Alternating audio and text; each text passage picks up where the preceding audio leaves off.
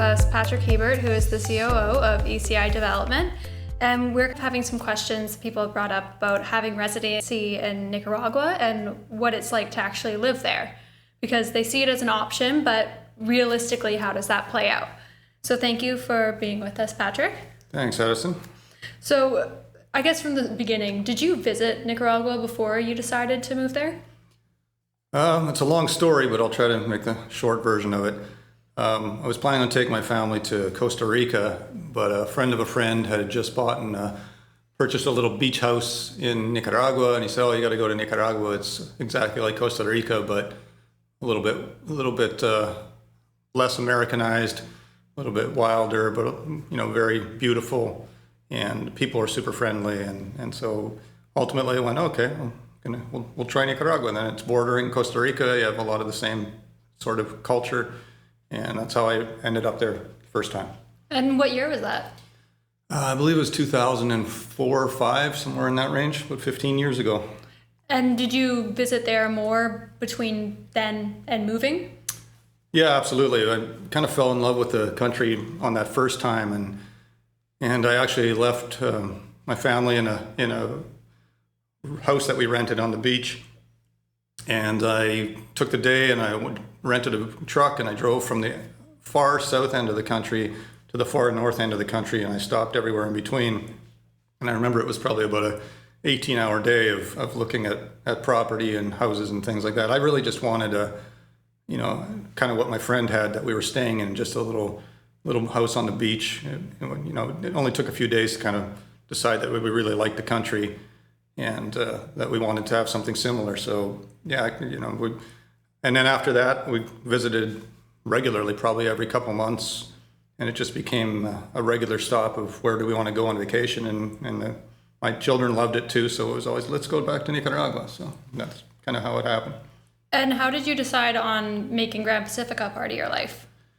Well, Gran Pacifica is really well positioned. It's obviously oceanfront, beautiful, has one of the more beautiful beaches in the country.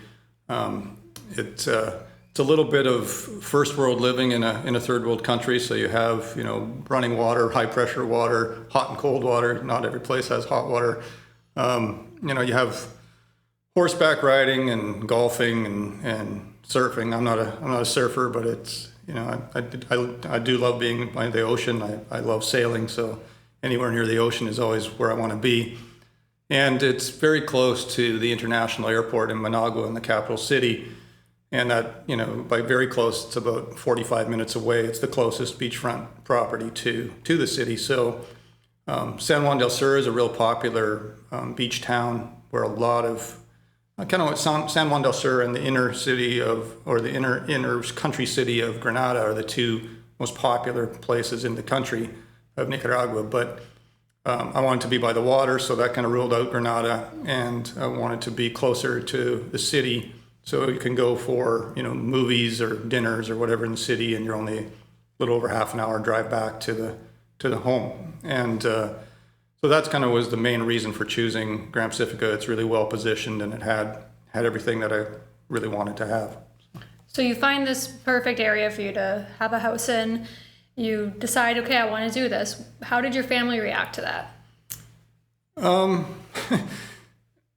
Well, I think everybody in the end, my kids really loved it.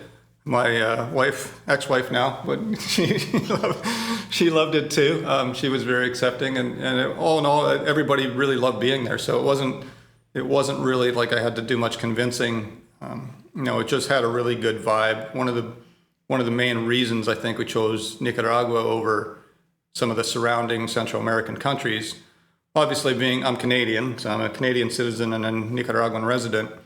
One of the reasons for choosing this area, this region in general, is the climate. When you're Canadian, climate is always going to play a big part in where you're going to move. And then when you start going to down the list and your weighted items of what makes you decide where you're going to go, the next one was it turned out to be, and I didn't really think this, but the next one was actually the friendliness of the people. And I really, found that right off the bat. The people are super, and it's just really nice. You can, have a flat tire on the side of the road and everybody runs out of their house and helps you change it, and just that sort of thing. And that goes really kind of hand in hand with the safety of the country too. Statistically, it's the safest country in Central America. So that was kind of a no-brainer too. When you're bringing, family down on a regular basis, at the time I was looking at it as not necessarily residency. It was just I wanted to have. I was lucky enough to be able to work from home, so I wanted to be wherever my home was probably 3 different places. I kind of wanted Canada to be where we were, July, August, September, kind of the nice summer months of Canada, then maybe somewhere in the Caribbean for a few months, and then in Nicaragua for, what it turns out to be, it's, drier months. We were coming from Vancouver Island, so, it's pretty well known for a large chunk of the year being a rainy season. So at the time I was looking for places that were drier, and, the area of Gran Pacifica happens to fall right into a valley area that's very dry. So you get you do get the summer storms that I love to watch, the lightning storms, but in general, that happens at night. Daytime is sunny and warm.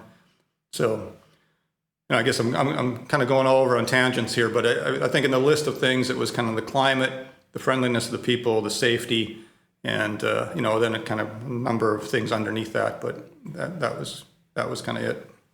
So then your family's okay with it. You have all these reasons, including the safety, that you think it's a good idea.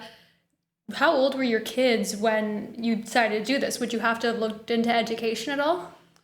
Well, we tended to go for periods of time that weren't, in the beginning, that weren't over a long period of time. So, if we were doing a month or 2 or even 3 months, they would generally bring their schooling with them. They went to a school in Canada, but I had a really interesting experience when I was young. My parents were kind of the typical Canadian snowbirds. So January after Christmas, they'd go down to Phoenix, Arizona or something like that, also for climate reasons, to get out of Canada's winters. And I would, go to the teachers, and this started when I was probably in grade 2 or 3, but I would go to the teachers and,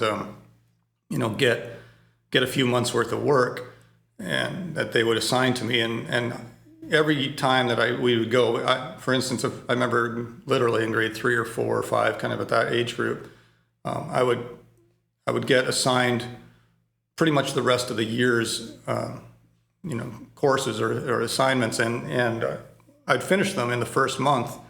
So I'd just start looking into my mom was a teacher as well, so she would, help me look into what was available the next year.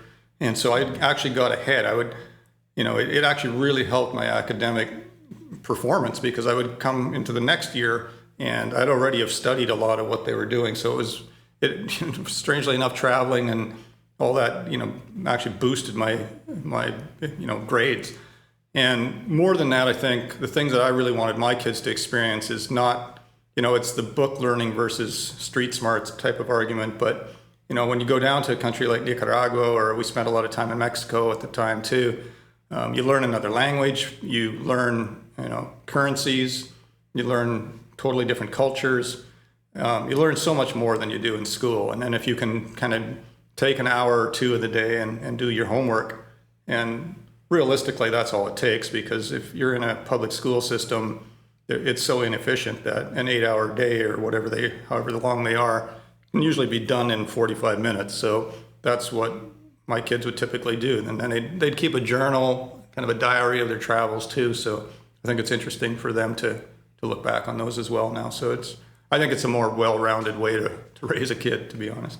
And so with having the kids down there, you have figured out that they're going to have a better education. You feel confident about that. But then the healthcare aspect, is that a worry?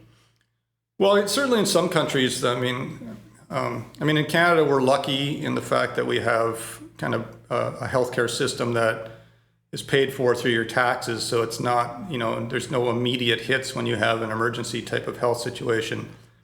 But for most of Central America, the healthcare is actually quite a bit better than people realize, and it's so inexpensive that a lot of people are concerned about it until they check it out and realize it.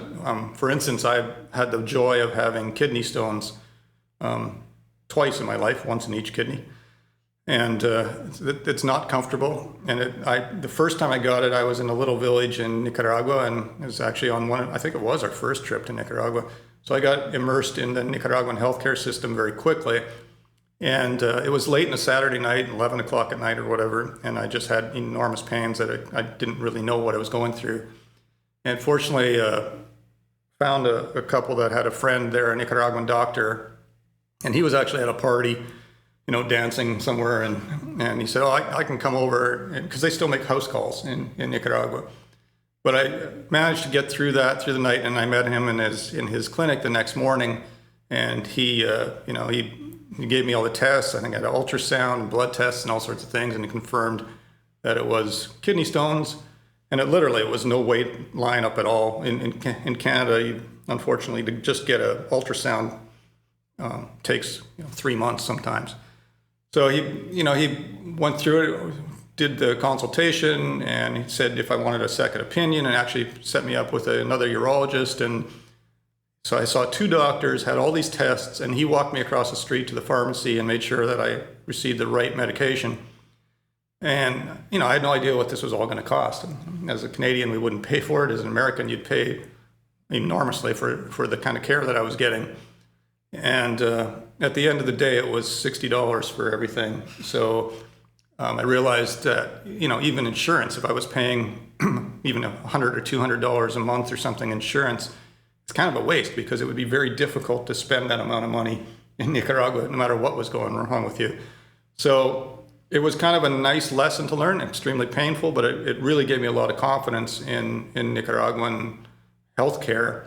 They have a Vivian Palace Hospital. It's a Mayo Clinic sister hospital and Mayo Clinic. And it's top notch. It's state of the art equipment. And I if you go there, my one daughter had to get an ultrasound she also thought she had kidney stones, strangely enough, but we brought her there to get an ultrasound. And it's so inexpensive. I think it was, $19 or something like that.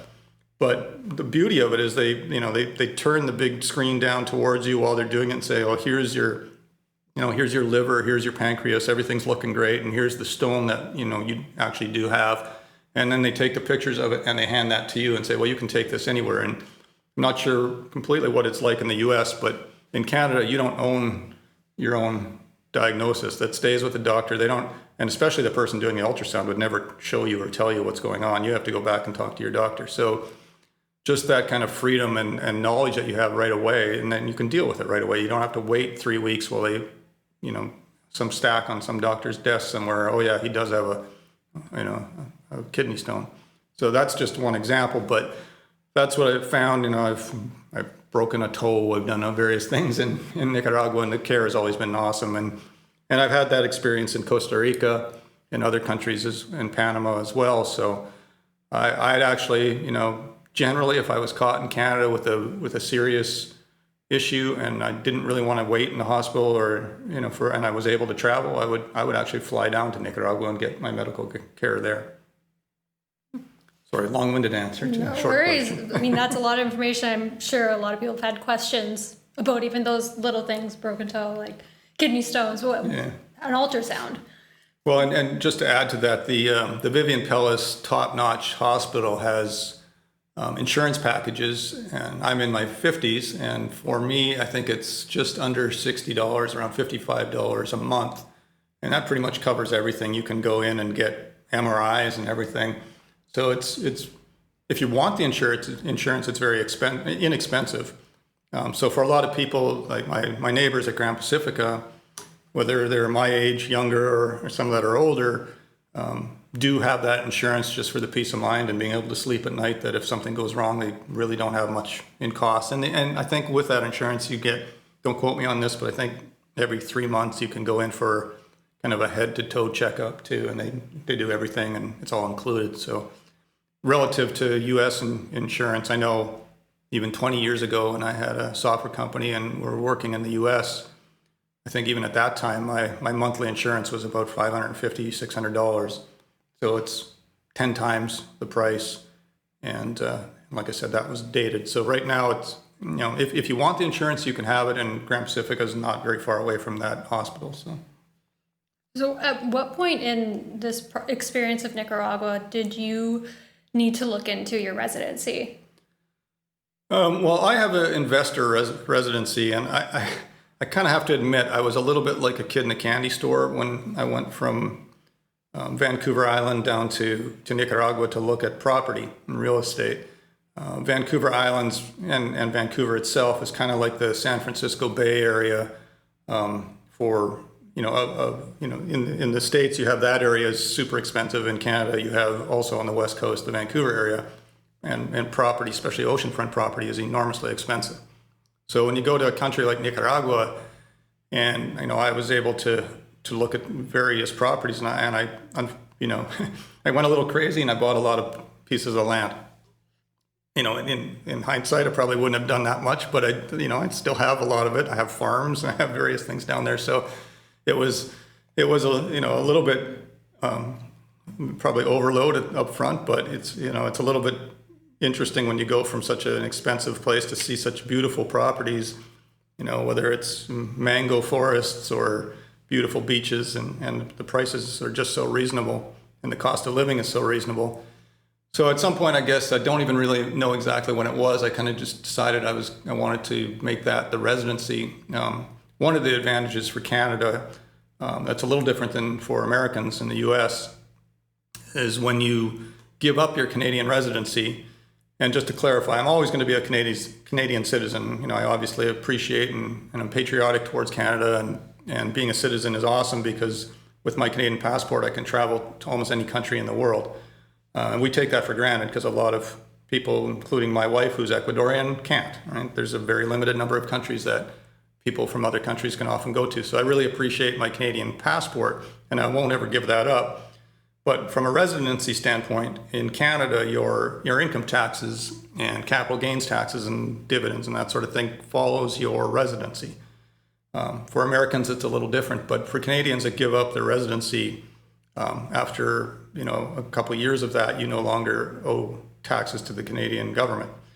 So for me, it's been financially really a big benefit too. So that was part of what went into it. And in Nicaragua, every country has a little bit of a different wrinkle on what their residency program is, and people should look into that for themselves. But for me, Nicaragua worked out because they have something called an investor residency, and I had bought property which counts towards that. So it worked out for me, and I just basically had to do an interview with the immigration folks, fill out some forms, and that was very inexpensive to do, and it just takes a little time. They process it, and then one day they give me what's called a cedula, which is kind of like your residency card, and so that's good for 5 years. And after those 5 years, if I want to, I can apply to be a citizen. I don't see any value to me personally for that. Some people do want a second citizenship, kind of as a plan B. But for me, I'm happy having a Canadian citizenship and a Nicaraguan residency. They blend well for me. So now in the timeline, you're a resident and the move is permanent, basically. So what did you bring down with you? What things were important to get with you? Very, very little. I was talking with my son earlier today about the whole concept of minimalism, and we were talking about the kind of the timeline. We went from, I'd sold a software company that I developed, and it fortunately was blessed and had done all right, and of course I wanted some sports cars and I wanted a big house, and I bought that stuff, but quickly realized that it also comes with a lot of carrying costs, and it's a bit of a pain, and a lot of maintenance and repairs and everything like that. So I quickly realized that it's not really who I am, and started downsizing shortly after that, and went to a smaller house, then went to an apartment, and then eventually lived in a boat. So I got to the point where I didn't have places where I could store. In fact, I did have a storage bin in Canada for 2 years. And then I realized after 2 years, this is ridiculous on the amount of money I'm paying for that every month, and what I could have bought another vehicle in Nicaragua or something for the amount that I was paying in storage. So eventually I went back up to Canada, emptied out the storage, kept the kind of keepsakes of my kids' drawings and things like that when they were young, and everything else just got either, a garage saled out or whatever. But I brought very little. Now, that's not to say you can't. As a resident, you're allowed tax-free, import duty-free, bringing your furniture and that sort of thing with you. You can bring a car every 2 years if you switch out a car or whatever, I think is what it is now. And but for me, I really just wanted to, kind of a new start, especially with things like furniture. It always amazed me why people would bring that stuff down. I mean, why bring, IKEA or Chinese-made furniture or something that's kind of tacky when Nicaragua's got beautiful handmade hardwood furnitures and, everything that you want you can get down there. Now there's a Walmart and all those sorts of stores too, but at the time there wasn't. And, I would literally go to, the neat things about the villages in Nicaragua is each one's kind of got its thing, right? There's artistic villages for painters, there's ones for pottery, there's ones for furniture makers and so on. So I would just go to the furniture making village and just talk to the actual craftsmen themselves and say, it's pretty cool actually. You can, I brought down a picture of an entertainment unit that I wanted out of a catalog of something I'd seen and I gave him the picture and within like 3 weeks, he called me and he had it done and it looked identical. You would have never believed that it wasn't made, by the same guy that made the first one. So there's lots of unique things. And I remember looking at like big California King post beds, handmade wood carved beds that are just spectacularly beautiful. They'd be, I don't know, $10,000 in Canada or the US. And I think I paid $400 for the one I bought. So, that kind of thing is, there's not really a lot of reason to bring anything down. Off the top of my head, I can't really think of anything. You can get TVs and, appliances and all that sort of stuff down there. Well, one thing that I think, like some people might worry about is a pet, bringing that down. How would you go about doing that? Did you have to do that? Well, I had a pet for a while. I found a parrot, and her name was Tonya. Tonya is the name of the beer down there. But she was a rescue parrot, and eventually, got her wings repaired and grew her feathers back and joined her flock and left. But I'd never actually brought a pet down or back up to Canada. But I have lots of friends. In fact, our foundation works with another foundation that is all about spaying and neutering animals and adopting animals, and they've worked with adopting pets from Nicaragua back into American families, and so they're bringing pets down and to Nicaragua and back to the U.S. all the time, and they say it's very easy. You just literally go to the vet, get a certificate of health, and bring that with you, and it's good. I think it's got to have the usual updated rabies shots and things like that from both ends, bringing it into Nicaragua or bringing it into the U.S. or Canada, but it's been no problem at all in any case that I've ever heard of. So you have a lot of experience, I know, with like living in Canada, living in Nicaragua, living in the U.S. even. What would you say the starkest difference is between those three places? Probably bureaucracy. Okay. Nicaragua is non-bureaucratic. I mean, if you want to drive an ATV on the road, you get a license plate for it and you drive it on the road. I mean, can't even really think of a lot of great examples. It's just the freedom of living in most Central American countries, to me, is a big allure to this area, whether it's Nicaragua or Belize or Costa Rica or Panama or Ecuador or wherever. It's just, it's a way of life and it's a culture to not, put a lot of bureaucratic laws on top of people. I understand, older countries that have kind of come from British rule in the past tend to bring a lot of bureaucracy with them and tend to build more every year. And I get it and I understand why they do it. But it is just it's just a more relaxed area to live in, and you can just feel it. You don't worry about all the like, oh, is this okay to park here or whatever? I mean, if it makes sense to, or the street is crowded and you can put your car in sideways, you can do that, right? And unless they're bothering anybody, there's not going to be a problem with it. So there's not, unrealistic or unnecessary, whatever the word would be, laws and rules. And, there's still all the laws that you need. There's speed limits and, whatever, all that sort of, you can't drive drunk and all those sorts of things, but they don't have, a lot of unnecessary rules. It's just more pragmatic. And I think every time I go back, and it's been a while before, that I've been back to Canada. I have to go to the U.S. travel on business a lot, but haven't been back to Canada a great deal because my kids tend to come visit me, so I don't have to go visit them. But I do, even just walking into the airport and in the cities in Canada and out into the world there, I always just think, I forgot that that's a rule and that's a thing, right? So, like I said, I might not have some great examples, but it's just a general feeling, and I think that's one of the things I really appreciate the most. So if you go back to the beginning where your friend recommends, hey, instead of Costa Rica, go to Nicaragua, do you ever wish that had been a different country in Central America that he said?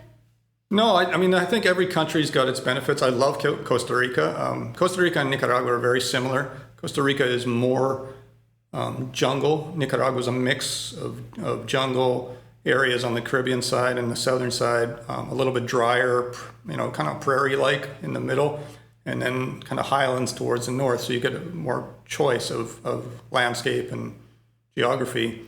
But Costa Rica is beautiful. It's one of the prettiest places in the world. The main difference between Costa Rica and Nicaragua is cost of living and cost of property. Costa Rica is anywhere between 5 or 10 times as expensive as it is in Nicaragua. So I actually, really glad that we ended up in Nicaragua first. I also love Panama. Panama City is like the New York or Dubai of Central America. It's a very metropolitan city, and it's a great place. You can get anything you want. I'm a big fan of Panama as well. My wife is from Ecuador. We spend quite a bit of time there. And, over time, we always will spend time there. Her family is there. But now she's actually came up to Nicaragua after we met, and she loves Nicaragua. And I was a little nervous, like, what if she doesn't like it? Because this is kind of our home. But she loves Gran Pacifica. She loves Nicaragua. So that turned out really well. And right now we're enjoying Belize. So we're quarantining in Ambergris Key and enjoying that. We don't know exactly when we'll be here for how long, but I can't complain. I get to go between the Caribbean, the Pacific, and between the highlands and different kinds of areas. So in regions, it's pretty good life. Seems like you've made the perfect choices over the past decade for your lifestyle. Yeah, and like I said, when I first was coming out of Canada, I kind of wanted to find 3 different places, and I guess it's sort of naturally happened without even trying it. Like I said, I haven't been back to Canada as much as I'd probably would like to. I like sailing. I like sailing in the Vancouver Island area, but also like sailing in the Caribbean, and I like spending time around the water and mountains. And in Nicaragua, you get the volcanoes, so it's interesting there too. And so yeah, it's worked out. In the end, I guess it kind of just gravitated towards exactly what I was thinking, although it was less of a conscious effort than it really sounds like. But, you're kind of drawn to what you like, I guess. Well, thank you. That was actually so much information. And too much information. Well, no, I think a lot of people like the little points you got into there because they're the little questions, the little tiny events that could happen that they're wondering about. So thank you so much for doing this. Oh, you're welcome, Addison. It was great. Thanks very much.